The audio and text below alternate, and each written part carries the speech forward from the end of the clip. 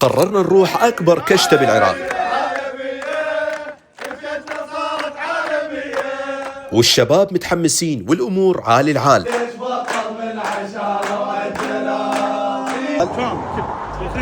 بتواجد أغلب مشاهير العراق من مختلف المحافظات، وكنا مقررين نعمل أشياء حيل حلوة. شوفوا بالأخير شنو اللي صار.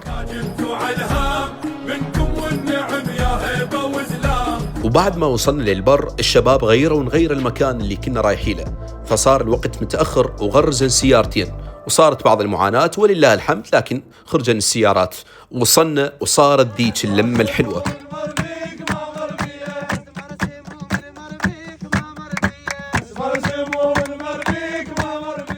لك وعاتب من بعد شي في العتاب. ابويا يا ابويا يا ابويا قوي مش بيها شالت يدها لكن هاي الفرحة ما اكتملت، وتعرض أحد الأخوة إلى لدغة أفعى في منتصف الليل في هذا المكان المنعزل والغير آمن، فقررنا نرجع وناخذه للمستشفى وتتكنسل هاي الرحلة، نتعوض إن شاء الله نعوضها برحلة أخرى.